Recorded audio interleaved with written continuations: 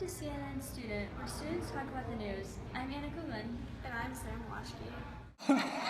Well, I'm here at the Academy Awards, otherwise known as the White People's Choice Awards.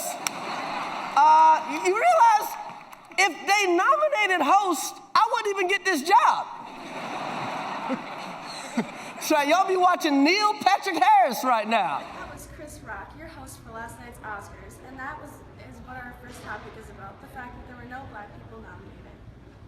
Sam, last night were you finding yourself wondering, should I laugh at what Chris said?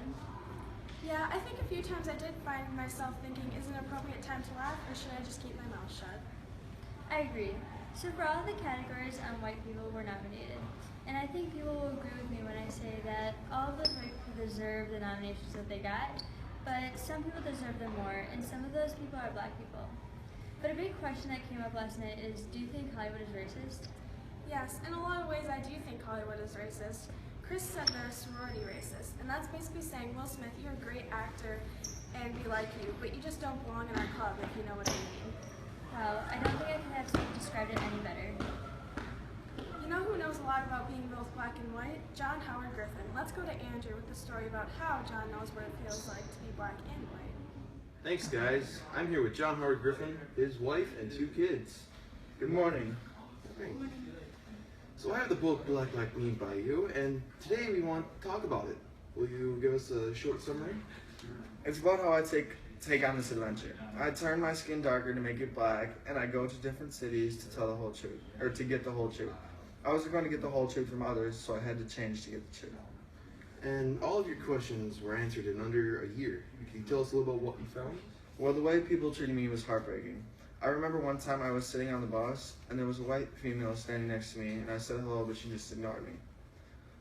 But I'm so used to being white and everyone talking to me, so a lot of times I felt a little hurt. I'm really sorry that you had to go through that. I found out that you have written other books and were also blind. Yes. Will you talk a little bit more about that? Yeah, from 1946 to 1957, I went blind from an accident in the war. During those 11 years, I did write 5 books, but only 2 of them were published. Your family's been through this with you since the beginning. Mrs. Griffin, would you share a little bit how you and your kids handle things while John was gone? I'm not gonna lie, it was really hard in the beginning. The kids would ask where their dad is, and I could never answer any of their questions because I never knew the answers. And when he came to visit, I had to tell them that he was gonna look different. And eventually, it did get easier and easier, but it was hard not being able to know all the answers. Can I imagine how hard it was for you. Girls, what do you feel with all of this? We didn't really know what was going on. We knew our dad was going on this adventure, but we didn't really know what he was getting himself into. Yeah, and I'm a couple years younger than Sarah, so I never understood. I was just excited when I got to see my dad again. And the days went by normally. We just had to make do with one less person around all the time. And you went to different states, right? Yeah, I went to Louisiana, Mississippi, Alabama, and Georgia. Martin Luther King Jr. was still alive, and you decided to change your appearance again. Why? I was at one of MLK's marches, and I saw that blacks were treated by the whites. I spent a little time in the city, and I couldn't take it anymore.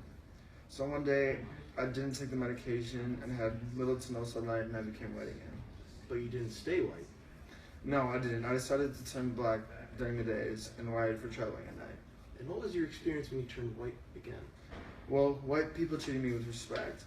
But the black people, well, whenever I walked by them, they were terrified, like I was going to start bullying them. And I'll admit, when I turned black, I would be scared too. Wow, that must have been hard. I want to ask the girls about your return home. How did it feel for you girls when you returned home? It was amazing. We missed him so much, but it never stops with him. After that, he had meetings with lots of people about his experiences being discriminated. But he would always end his work day at a certain time every day so that you'd have time to be with family.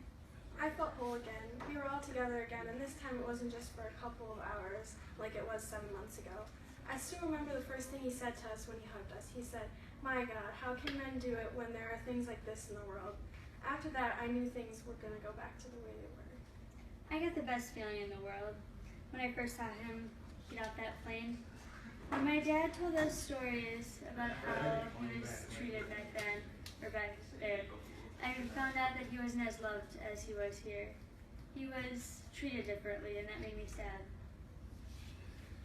and it may never change in the future. Lastly, what happened when you got back? At the beginning, I told George Levitan, the owner of Negro magazine called Sepia, that I would give him all my research, but I threw it all away and decided to write a journal type of book about the project. Then one day, I did an interview with Paul Koetz in Hollywood. During this interview, you obviously talked about your booking experience, but what actually happened when you got back home? Everyone found out. A lot of people loved what I did, but there were a few people who hated me for what I did. After a while, it wasn't just me getting abusive calls. My mom started getting some from a woman. I couldn't let my family go through that, so we packed up everything and moved to Mexico. John was helping his family get ready to go to the airport. He had hired 2 Negro boys to help clean the houses, and one of them approached Sarah. Sarah, what happened then? Yeah, I remember that. When I was bringing up my last bag, he came up to me. He was so sweet, and I could tell he was scared. He asked me, "Do you and your sister hate my brother and I?" I told him no. But I could tell that he didn't believe me. I remember that. Dad let us go play with them until it was time to go. They were really nice to us.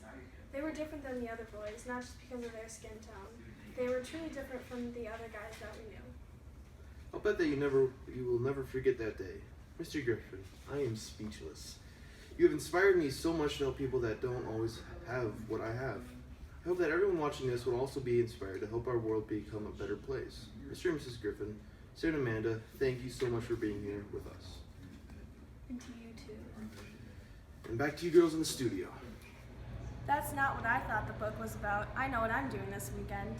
It's finally good to know that I can walk out of the studio knowing something, that I learned something, not feeling dumber. Well, sorry for the people that have been here. Thanks for tuning in. We'll see you tomorrow.